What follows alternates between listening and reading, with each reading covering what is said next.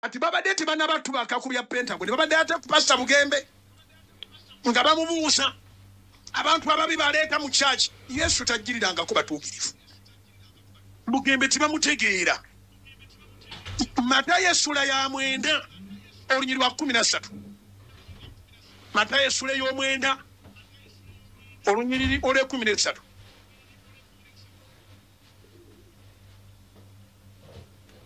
naye mugende muyige kyekibasumbuwa tebaagala kuyiga Matayo 9:13 naye mugende muyige amakulu g'ekigambo kino Yesu yayogera nti njagala kisa so si saddaaka kubanga sajja kuyita batuukirivu wabula abantu ababi olw'okwenenya sajja kuyita batuukirivu wabula abantu ababi olw'okwenenya n'abantu no b'oyita ababi nabo balina standard si buli omuntu abayita standard ekituufu abantu b'oyita nti babi nabo balina standard si buli omuntu abayita akati simanyi woyojja kukola okulumba Musumba Bugembe nti abantu abo ababi bakolanga ki mu kyaki Bugembe atuukiriza missoni ya Yesu byototegera tomalanga gabyasamiramu Mukama waffe agambye tajjirirangako batuukirivu mwe abatuukirivu mubeereeyo mutuyambe mugende mangu n'emuggulu simanyi mubula ku nsi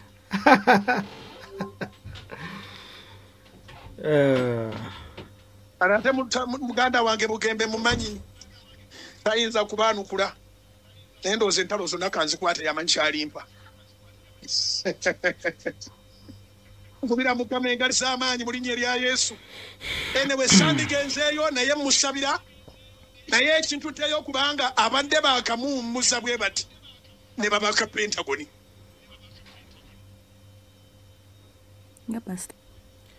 okay kakati mbatumiddeko nnyo mwena mikwano gyaffe gye musinziddeeyo mu mawanga ag'enjawulo wano wetutuuse wenjagalira ddala kaŋŋambe bwe ntyo mbekako wali nabagambako ku movement eyitibwa hipster movement oba osobola okugiyita emergent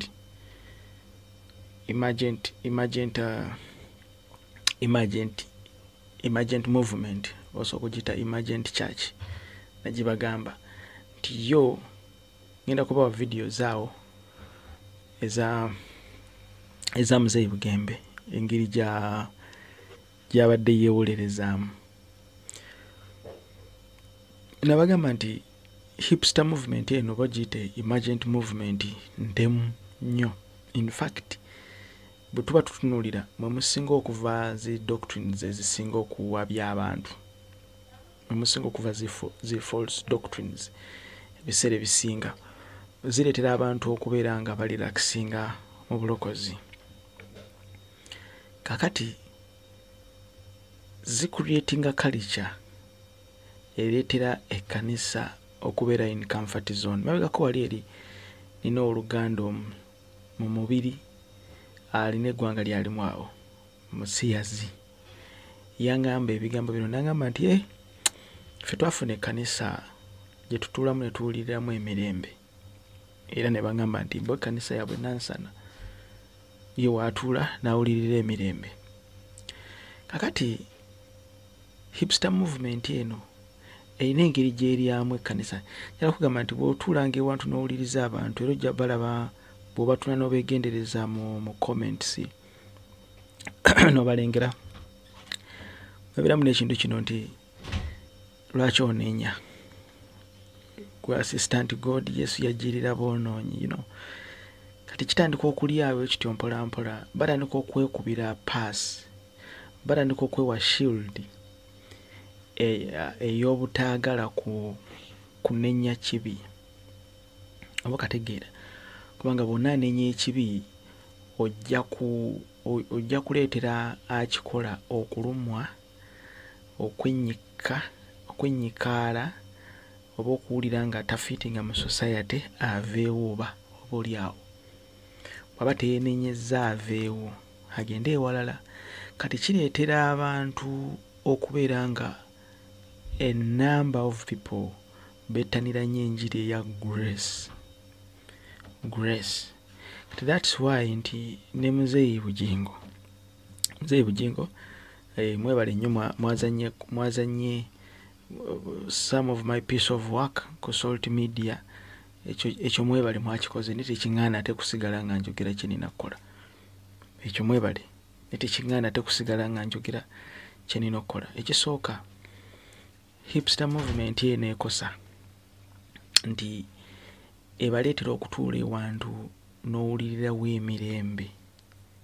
Waliwo emirembe gino Kamafi agamba nti emirembe mbalekera singa ensi bwe bawanze bwe mbawa. So waliwo emirembe egy'ensi kye tuyita comfort zone. Iyo gyewa kati ate Kristo yetagiwa. Njogera eri ffe abalokosa abakkiriza Mukama waffe Yesu. Ffe emirembe gy'atuwa kukulabika nno twakkiriza ye ne tuteeka ne tubeera bateefu. Neso si mirembe kubeera nti tula mu katebe k'ekkanisa wujjaala wefaaniye ku wujje nkyafuluma. Genda oyende okomawo ku kituuti oweereze. Genda obbe ku kituuti okomawo oweereze. Genda owemule ku zi TikTok then okomawo ekyabakuwa omuzindaalo w'obujulizi. You know. Kati egyo emirembe egyo y'ensi gyekola ki? Gyewa naye kakati Muzeeyi Bugingo olutalo luno aluyingiriramu atya? Aluyingiramu olw'ensonga nti naye alina guilt ye. Alina guilt gy'alina. Of course, Bible esomesa mu kitabo ekya Matayo 24:15 eyo ndowooza bwemanga olunyiri luno ndunoonyeza wano. Matayo ngenda kuwa video za Muzeeyi Bugembe oziwulirize. Matayo 24:15 wagambira nti omunalaba ekyomuzizo nga kituuse awo watukuvu. Matayo 24:15 Matayo 24:15 Bible esomesa etya nti when he therefore shall see the abomination of desolation spoken by Daniel the prophet stand in the holy place, whoso readeth let him understand. Kale bwe muliraba ekyomuzizo ekizikiriza Daniel nabbi kyeyogerako nga kiyimiridde mu kifo ekitukuvu asomamu ategeere. Kati tuli mu biseera ng'ebyomuzizo oba ekyomuzizo kiyimirira awatukuvu nga tulaba. Waliwo oluganda omu yaŋŋambye nti byoliko mala budde. Lwaki? Olw'ensonga nti kakati balina ekintu ngeri gye bakivugamu. Ngenda kuwa video za Muzeeyi Wilson. Ndi mu kukulaga hipster movement eno kyekola. Muzeeyi Sempe bwankulamusizaako nnyo. Hipster movement eno kyekola. Ngenda kulaga nti ekyomuzizo ne bwe kibanga kirabise tokinyeega ku kireke. Lwaki? Kubanga ye Yesu yajirira boonoonyi. Kati ekyo kireke, tokyogerako kireke. Balina ekintu kye bali mu kukola. Kankuwe video ya Muzeeyi Bugembe. Bino mbyogera wano naye akadde kagenda kutuuka nga tebikyali bipya gye tuli. Azini twabimanyirira. System eno egezaako okutumanyiriza ebintu bino bibire nga oba kizze oba tekizze, oba weekiri oba tekiriiwo, ekisa kimala. You know, uliriza abo bonna abagamba mbu babateeka abantu abaddugala ku bituuti be batukudde. Mukuwona uliriza.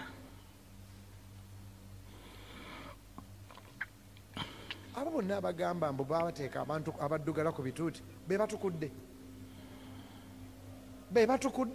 Tufuneyo olunaku Yesu ajje wano ayita abasumba b'e Kampala bonna n'abatukuvu b'omu kibuga abagaye temuvaawo, ateekeko TV ennene agambe buli omu ngenda kukulaga by'okola. Tulabe waliwo Bishop Pastor n'agamba tulage ffenna kisa kya Katonda kye kituwaniridde. N'oli mwabagamba mukuddizeyo muwulirize. Kino kye bayita hipster movement, kino kye bayita grace. Uliriza dayo abo bonna abagamba mbu babateeka abantu abaddugala ku bituuti be batukudde tufuneyo olunaku yesu ajje wano ayite abasumba b'e Kampala bonna n'abatukuvu b'omu kibuga abagaite muvaawo ateekeko tvn ennene agambe buli omu ngenda kukulaga by'okola tulabe waliwo bishop pastor n'agamba tulage ffenna kisa kya Katonda kye kituwaniridde.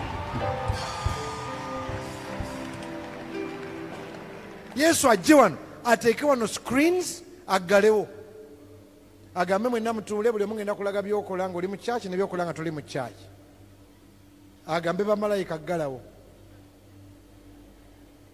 nga mulimu bapasita nababishopu bokka nabalevulandi naba archbishop agambe byonna byemukola ngenda kulaga wano ate tewabazibiriza. Ensi yeewuunyisa aboonoonyi be basinga okukuba aboonoonyi amayinja naye nze nga nkyali mulamu. Mujeri Yesu temulwawo mwena abakoye n'ebibi muje mwena abawumuze ayogera muje ye atwagala bamalaya Yesu abagala. Kakati bw'owulira statement ze tuyite singa Yesu ajja n'atuula wali eri babishop ne bayimirira wali eri buli omu nayimirira wali eri ne bajja screen ne baga katulage buli omu bishop baani tubalage bye bakola eyo nga tebali ku bituuti tubalage ate temuzibiriza tubalage bye mukola mwabagamba nti abajja ku bituuti boonoonyi. Kakati n'agamba nti ffenna tuliwo lwa kisa. Kati bwagamba nti ffenna tuliwo lwa kisa awo owulira ekibiina nga kikuba mu ngalo. Lwaki kikuba mu ngalo? Kubanga okiwadde backup etya bw'omentioninga abasajja bali oba yenna tomentioninze erinnya naye n'oba mentioninga nti babishop baani tubaleete, so kitegeeza okuriyetinga ekisenge ekigenda okukuziyiza okunenya ekibi ky'abano olw'ensonga nti grace eri gy'oyimiriddemu gy'oyogera kutogitegedde, olw'ensonga nti oyagala ekibiina kino kireme kukosebwa okyeguyizza nolwekyo ogenda kukontinuwinga ng'ekyomuzizo kigenda ku kituuti kubanga gw'oyagala ate kino ekibiina kireme kwesalako. Oba nfuna kyengezaako okutegeeza. Kati that's why nti obawa comfortability eyo era obagamba nti tubaleete. Kati kitegeeza nti endiga eno egenda sigala ng'eyonoona. Why? Olw'ensonga nti buli wanaagenda okwonoona talina kintu kigenda mu mugamba nti ekyo kibi, wabula agenda sigala nga gamba ndi mu kisa. Ffenna tubeerawo lwa kisa. Nemereddwa n'ennyonoona kubanga ekisa tekibaddeewo naye ate ekisa kigenda kumpanirira okukomawo, nolwekyo it's okay, it's fine. Nolwekyo wabeerayo ekibi kyonna ekikolebwa, it's okay, we are covered by the grace, it's okay, it is fine. Temufaayo nabo bonna be mulaba bakuba emisumaali nabo boonoonyi, tuleete screen wano erage ebikolwa byabwe, mujja kwewuunya nga nabo boonoonyi. Lwaki batunenya nga nabo boonoonyi? Tuleete screen wano tubalage balabe tulabe mulabe, then ekanisa ekuba mu ngalo. Why? Because hipster movement kyekyo kyeyagala. Hipster kati ogenda kufuna support ya bugingo. Why? Kubanga naye ekyomuzizo kiri ku kituuti, kati agenda kusanyukirako ekisa kyogerako.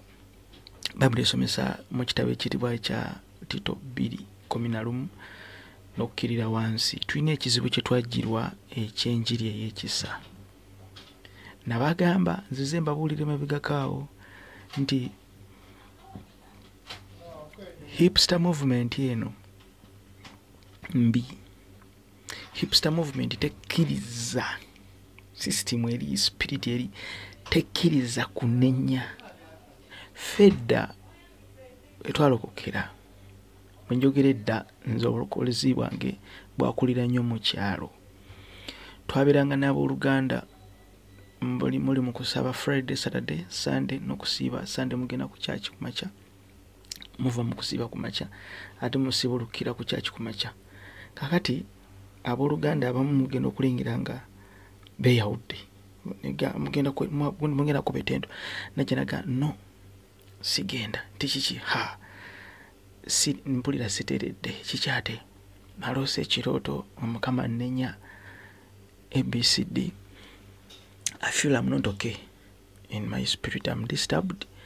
Mpulira I will defile the pulpit, ekituuti nja kukyonoonesa.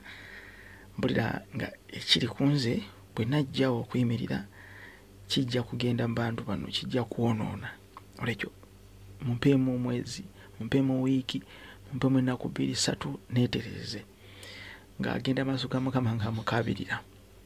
Kakati ffe twayimiriranga ku kituuti naye nga tutya n'okutya, otya n'okutya, just gwagenda okuliidinga service ng'otya, gwagenda okukuba eŋŋoma mu service ng'otya, nze ngenda okukuba eŋŋoma bannange ng'omala nagenda kusabako, nze ngenda okukuba eŋŋoma Bujubi wali eri Kiyankuyege wansi w'omulabirizi Gerard Kasozi Majera e Masaka, Apostle mutumi wa Kristo.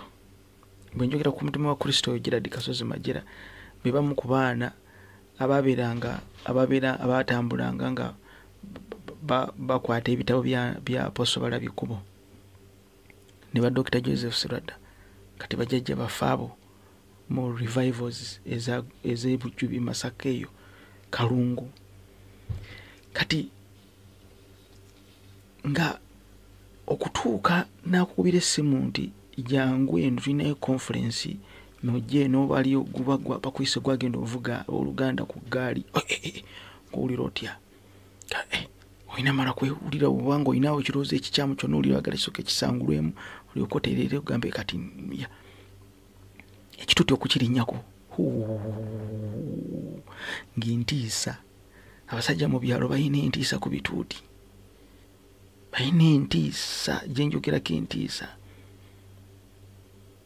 Naye ffe olwaleero ekituuti kyafuuka kibaafu kya ku kyalo kubanga tuli mu kisa. Ekituuti kyafuuka kibaafu nga bonagamba nti omukazi ali awo ku kyalo buli asanga yakozesa, buli asanga yakozesa. Ayagala okujjako ettamiro akozesa oyo, gende wagundi emange eri kati kyetumanyi waali kati sawa zino waali. Kituuti kyafuuka ekyo, finga n'abaana okuzannyira obuzanyizi ku kituuti babakuba n'emiggo, babakuba kibooko. Ani abagamba nti bazannyira ku kituuti kya Mukama kibooko. Oluganda ayinamu okwesittala kwe yafunye ku oluganda oyo tagenda kulinnya ku kituuti, atagenda bagambira omupulira neesitadde ku oluganda munsonyiwe munsaasire, n'asooka nadduka nagera n'agakaaba. Twabasanga ng'emmanju ng'ali mu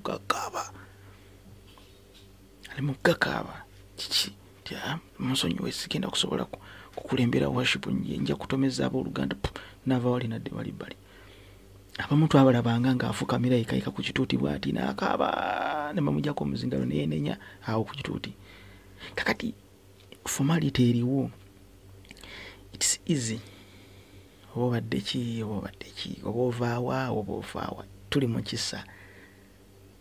Bayibuli esomesa. That's why ennaku zino bw'oba otunuulira ekigenda mu maaso mu mubiri gwa Kristo, atmosphere eriwo ojulira nga ndalamu, nti edda abantu bajjanga mu kanisa nga mulwadde naddayo ng'awonye just kuyingira buyingizi mu kanisa, ayirinya bulinnya ku kituuti wabadde ekikulukuto ne kiwona.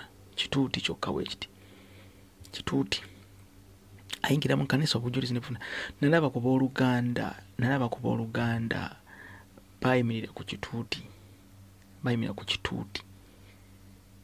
omusajja yabayita, twaliyo mu Kalungu eyo, omusajja yabayita kanisa eriyo Kabaale, omusajja bamuyita liradde yafa, bamuyitanga Musumba Namuliro, twamukazanga Kolya Namuliro eyo. Sajja baaliwo ku mirembe gy'Obote Jamini yafa, ndowooza ofa yaba ali myaka oba 9 something. naye nalaba twali mu overnight nalaba ekintu kyesirabangako. Basajja badda bali ekkanisa ziriya mu kibira, nalaba abantu, nalaba deliverance ku kituuti gyesirabangako, nti omuntu ayimira bwenyezi ku kituuti awo nafuna deliverance ku kituuti kwennyini bwati, tanaba kwogera byonna, tanakiyayogedde. Ogenda olengero lyali lyagudde amafuta gamukubye, ogenda okulengero lyali yezungulula, ogenda okulengero lyabadde omulwadde wali eri amaaso amatu tegawulira, agenda omulira nti kati mpulira, ogenda omulira ng'effujjo Katonda lyakola ku kituuti tolirabangako. Pulpit, just pulpit. Era ekituuti kyabeeranga ku musajja lyakwatanga ekituuti nga kuliko abakirabirira, kuliko abakiraba, kuliko tomala gasaalimbirawo. Oba nfuna kiyinzaako okugamba. Pablo esomesa nti kubanga ekisa kya Katonda kirabise nga kireetera abantu bonna obulokozi. Kati waliwo ekisa kya Katonda ekireetera abantu bonna obulokozi. Tulina ekisa kya mirundi ebiri, ekisa ekireetera abantu obulokozi, ekyo kyo weekiri. Pablo era esomesa nti ekyo weekiri okuva ku lubereberye. Pablo besomesa eyo Petero nti ekisa weekiri okuva ku lubereberye weekiri. Petero ndoza ekisooka 2:16 ekisa weekiri. Kati ekyo kyo weekiri kirinze omusamize, kirinze buli mwonoonyi yenna. Ekyo kituwalula omutume wa Kristo kyayogerako Pawulo n'agamba nti twalokoka lwa kisa. Kati ekyo ekisa kyokka kituwalula, ekyo nekituleeta mu kkanisa. Pablo kiyogerako wano mu Tito 2:11 n'agamba kubanga ekisa kya Katonda kirabise nga kireetera abantu bonna obulokozi, kyekyo kyokka ffenna ekitulokola. Bwe tuva ku kisa ekyo ne tuba n'ekisa ekirala ekitususustainingira mu bulokozi. Tito 2:12. Tito 2:12 agamba nga kitubuulirira okugaananga obutatya Katonda n'okwegomba okw'omu nsi. Ekyo kisa nakyo kiri awo. Kisa kimu nekiri divided. Ekisa grace kiri kimu nekiri divided. Nga bonalaba nti tulina Omwoyo Omutukuvu naye alina offices ez'enjawulo. Then ekisa kino kirina office kiri divided. Saagala gendayo nnyo. Nga bonagamba nti Omwoyo Omutukuvu naye ali divided. Waliwo spirit of sonship, Omwoyo Omutukuvu naawe ebibala ebirabo n'ebira. So n'ekisa nakyo kiri dividingamu. Ekisa kino kireetera abantu obulokozi, ate era kibe kireetedde obulokozi ne tulokoka, ate era office endala erimu mu kyo nti kitusustainingira mu bulokozi buno. Pablo kyeva egamba nti nga kitubuulirira okugaananga obutatya Katonda n'okwegomba okw'omu nsi muno. Ekyo kyekisa kyenjogerako nti ekisa kino kitugaana, kitukubiriza to deny any ungodliness and worldly lust. Kakati oli wavayo n'agamba nti ffenna twalokoka lwa kisa, mwe abagaana abantu okujja ku bituuti, ffe tetunnaba kugaana abantu kugenda ku bituuti. Naye enkola ekoleddwa okuleeta ba celebrities buli omu gwe mwaka ku mwaka bajja ne bafloatinga ne bafulaadinga okwo ne boogera bye boogedde, abamu ne bakolerako bisikitisi byabwe ne bamala ne baddayo eri mu nkambi zaabwe, ne bamala ne bawemula ne bavuma ebigambo ebizibu okuyisibwa mu matu, ne bakola bye byekola, ne bakola kasasiro yenna, abamu ne baddayo eri nabalaba abamu nga bali mu kusamira bawerekeddeko abasamize, babakoledde bwa adverts. Bwe bamala nga baveeyo nga bakomawo nga badda ku kyaki. Ku Sunday babeerawo batudde ku lugu ne bamala ne baddayo eri ne banywa walagi. Walaba nalaba bagenda mu Dubai eyo baatuuka eri nga bali mu mabaala. Bwe bavaayo ku Sunday twabalaba bakuta omuzindaalo nga beewaana nti ffe wano wetukuŋŋaanira. Ono tukuŋŋaanira kati ate gwe bw'okwata omuzindaalo oseka busesi nabo. Ne bamala ku Sunday ne bavaawo ne bamala ne baddayo. Pamela egamba nti nga kitubuulirira okugaananga obutatya Katonda n'okwegomba okw'omu nsi, tulyoke tubeerenga abalamu mu mirembe gya kaakano mu kwegendereza n'obutuukirivu n'okutya Katonda. ekisa kyenjogerako tekitusindiikiriza kwonoona bassebo ne bannyabo. Baruumi 6:15 omutume wa Kristo kyava yayogera n'agamba nti kati bannange twonoone ekisa kyeyongere. Baruumi 6 zirukira mangu maliriza obudde bwo buno bunziruseeko. Ziti Baruumi 6 balamusizaako nnyo mwena mikwano gyange. Baruumi 6:15 Baruumi 6:15 agamba nti what then shall we sin because we are not under the law but under grace? God forbid. Kale tukole tutya? Tukolenga ekibi kubanga amateeka sige gatufuga wabula ekisa kitalo. Ke tukitegedde kale tuli mu kisa tukitegedde. Tuli mu kisa. Okay, tukitegedde. Yes, tukitegedde. Kisa kikyogerako. Tuli mu kisa, okay, tukitegedde. Then what then? Should we continue to sin so that grace abound? Kitegeeza nti we deliberately do these things nga tubitegeera. Kitegeeza nti tukola ebintu bino byonna kasasiro ina gwe tukola ne tumala ne tuwekweka mu kisa kubanga ekisa weekiri. Tumala ne tuwekweka mu kisa kubanga ekisa weekiri. Ate era vidiyo ye mugiwakuze ng'ogamba nti bagaana abantu okuyingira okujja eyo. Kanji kwe wano ndowooza. N'abasobole tuneyongerayo mu kitundu ekyokubiri. Wuliriza yino wano ndowooza. Nyimirira wano okutegeeza aboonoonyi b'omu kibuga nga tetwawudde bibi ki. Bw'owuliranga ennyonta eyagala ogendako ku kyaki,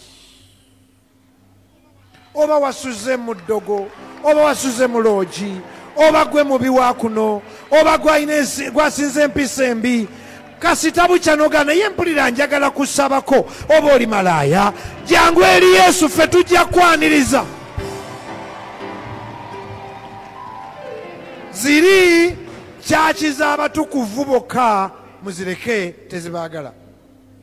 Zino zi worship house zino ffe tujja bbaaniriza kubanga ffe tuli boonoonyi bannammwe abaabasookayo okumanya amazima. Kino kinakuwaza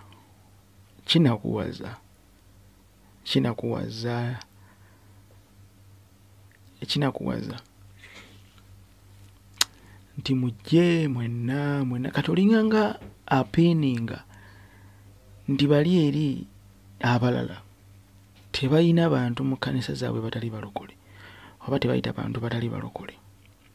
Makanisa mangi nnyo galina abantu abatali balokole bangi nnyo. Tekitegeeza kati gwe weekubira akalango aka hipster movement. Hipster, that is what we call emergent movement. Eyekuba amakanisa g'omu bazungu gamazeewo. Yakuba ekkanisa eryawo mu Kenya mukwano gwange. Niwoba oyagala otya right now. Bozaayo entambi n'owuliriza enjiri gye yabuliranga. Si gyabulira kati. Ashuga kooti ng'abasiiga akazigo, abasajja bali muli eri, omusajja atunulanga mukazi. Bagimuwamba nako, bagimutwala nako, kati ali mu justinga caretaker. Bagimuwamba nako, batandika okukufuga. Batandika okuplantingamu. Otandika kati no message ya muzeeyo netandika okulowoolezesa abalala nti eyo babavuma babakuba mujje eno amaze sijja bakuba. Ama mujje eno wange nze sijja kubakuba eyo babavuma babayita biti babayita bati wama mujje eno wange nze sijja kubakuba mujje eno wange. Ekyo tuyita hipster movement. Hipster movement yeyo.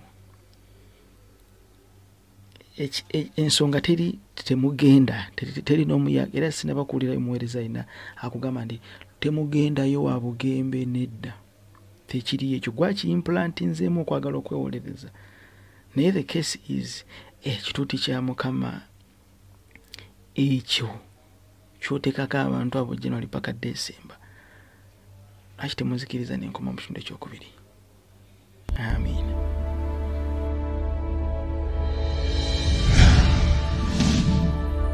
dakika 10 zokka male mbeewo ngende badde nkyakugamba ndi ekisa kino kyatuweebwa tekyatuweebwa kwevulunga tekyatuweebwa kwevulunga kakati Bugembe you are manipulating yourself.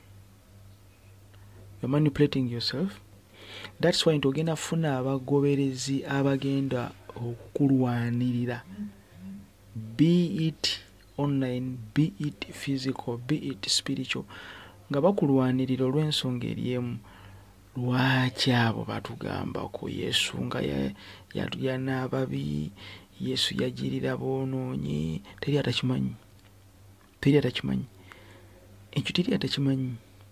Yesu nga yali n'ababi, mwabatuukirivu nga mwamala mmwe, era mmwe kati ffe ababi katubeere eno mwe mubeere eyo. Just comfortability eyo. Ebintu biri nnyo mu bazungu. That's why nti waliwo olwaleero abaweereza abamu abalemererwa abagobebwa ku bituuti e Bungereza eyo ne mawanga g'abazungu ng'enjiri gye batwalayo ndala. For example, nyinza okuwona omuweereza Mukama nyinza okuwanika sagala sigenda bamenya mannya, naye nga enjiri ye wano mu Uganda singa atambula n'agenda mu mawanga g'abazungu bali eri abayingira nga busigala buli ku matu wano waggulu, n'agibulira okumala ewiiki ebbiri n'akwata n'endala ayinza obutasigazaamu, ayinza osigala ku Sunday ddako ng'ali mu butebe yekka, oba bayinza omuwummuza ne bamugamba eno enjiri yo tetugyetaaga wano. Lwaki egenda kutugobera abantu? Why? Kubanga bo baaliibwa hipster movement eyo, baaliibwa movement eyo, baaliibwa omugendo ogwo. Temutugambako ibe kale bazze beebale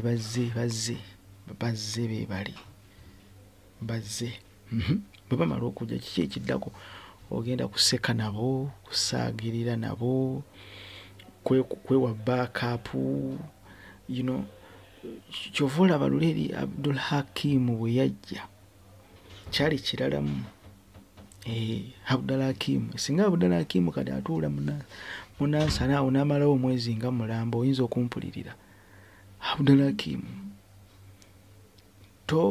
tolowooza muli munda mu gwe nti gw'olina okuyitibwa okwenjawulo ennyo nti gw'olina okuyitibwa okususeewo okusingira ddala okwabalala, nti gwe atumiddwa mu bantu abo okusinga abalala, nti bo tebatumiddwayo. Ekyo bw'okirowooza oba mukyamu mukyo, kubanga ffenna tutumiddwa eyo eri abalina specification nti bo balowooza nti ffe tutumiddwa eri mu boonoonyi abasinga. Then bwe bamala okujja kale otumiddwayo, then bwe bamala okujja okay. Then bw'omentioninga grace, bw'omentioninga nti ffe tuli mu kisa, ffe tuli olwakisa, ffe tuli mu kisa, then oba obyonoonye, then you're exposing yourself. Why? Kubanga ekisa kino tekitusindika kwonoona. Mutume wa Kristo kyava agamba nti abaaye mu Baruumi 6:15 nti abaaye twonoonenga ekisa kyeyongere. Kubanga ali amaze obbategeera, ekkanisa ng'agitegedde nti tandise okwonooneka kubanga tuli mu kisa, nga tebategedde ekisa kyogerwako. Kumbe ekisa kino ate bwe tumala okukifuna ne kitusembeza, kitunyweza mu kutya Katonda, mu kubeera nga twenyikira mu Katonda. So si kubeera nti no tuli awo tukola bintu byaffe twagala, buli omu akola effujjo lye ayagala. Buli omu akola effujjo lye ayagala kubanga tuli mu kisa. Buli omu kola byokola, oŋŋambako ngaani, wamma tuula awo sirikiri obeera awo. Tuli ffenna. So ekisa kino kye twaweebwa tekitusindika kuwonoona. Tekitusindika kuwonoona, wabula kitusindiikiriza ate okutya Katonda. Kale balokoka, kale weebale. Balokoka. Naye ati abantu be bamu January December, omuvubuka ali awo atula mu Nansana awo, alina lidiyo gy'akolako eri awo mu kibuga. Naye buli wabeerayo ono omuvubuka bamuyita Hassan Nduga, Hassan Nduga lwabira nga ine emikolo gy'okusamira nga ina concert sezo okusamira oyo mufubuka abira mu byuma bya Hassan Nduga nga bali mu backup papa wa baba mu backup onfuna kingiza ko kutegeeza ni ebbanga lyembalabidde lwaki kubanga tosobola kunenya kibi kyabwe lwaki kubanga bonna tandika okunenya ekibi kyabwe bagenda kudduka baveewo and you lose numbers. So when you lose numbers, ojja kuba tokola. Ojja kuba wamanta bakomewo uliranga no, it's not working out for you. It's not working out for you. Kyekimu n'oluganda omwali awo naye alina ekintu kino ekya grace. Ekintu kino ekya grace. Ekintu kino ekya grace kiwa comfortability. Kiwa comfortability. Babuli esomesa amaliriza Tito 2:11 agamba nti kubanga ekisa kya Katonda kirabise nga kireetera abantu bonna obulokozi. Okay. N'agamba nga kitubuulirira okugaananga obutatya Katonda n'okwegomba okw'omunsi ye ekisa kye njogerako. Kati gwe kyogerako kirala kitegeeza nti gwe musoke mugende muonoone tetujja bagambako it's okay mwena mujje abayina ebibi abayina ekinga we mubeera nga muli mu zi concerts abatuulamu bonna nga temubayita nti mujje eri Yesu mujje mwenenye mujje mulokoke bakube mubimba nga mudduka nga mugenda temubayita kate mubalindira bayitira mu kyaki bwe mubeera eri mu zi concerts temwina gwe muyita. Ate ekinnaku nti ba celebrities boka wa platform awo ne bakola akasasiro wabwe gwe baagala bamaliza ne badduka ne bagenda ate ne badda ku platforms zaabwe ate ne boogera ebya stupid ate ku Sunday ne bakoma no bawo muzindala ate abantu ne baseka kati tegeeza otuukiriza ekyawandikibwa kwe kiri mu kubikulirwa nti oyigiriza abaana ba Isirayiri okulya ebiweebwayo eri ebifaananyi kubanga bano bajja ne boogera stupid waabwe ene kanisa neseka bali mu kulya they are feeding nga kitubuulira okugaananga obutatya Katonda n'okwegomba okw'omunsi tulyoke tubeere nga abalamu mu mirembe gya kaakano mu kwegendereza n'obutuukirivu n'okutya Katonda naye bw'obanga ekisa kyogerako kirala kyogerako I'm sorry ndi mu kifo kikyamu era ndi mu kwadressinga nsonga nkyamu waliwo abantu bano abali wano nga bomba manyi bali mu kisa nga namwe mubamanyi banjiri ya kisa sina budde bwabwe naye akati ate bwe Wilson gwe tumanyi owaffe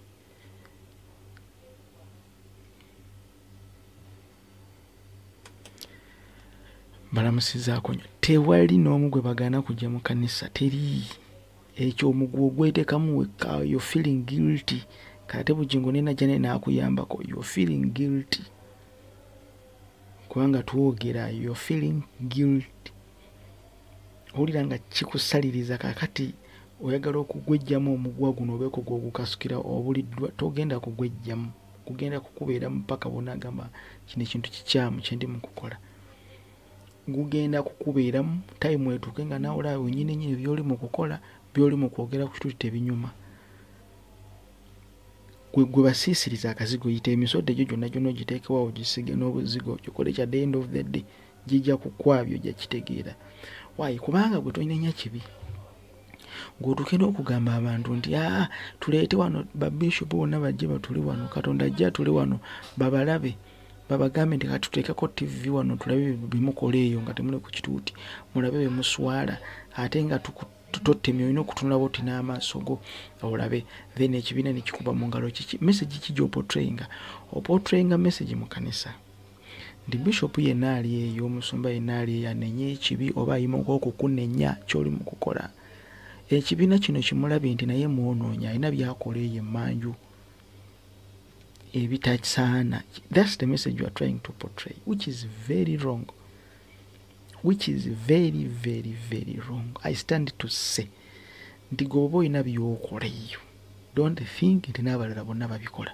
People are there moving with God. Don't think nti gwe byokola eyo mumabega eyo nti n'abalala babikola.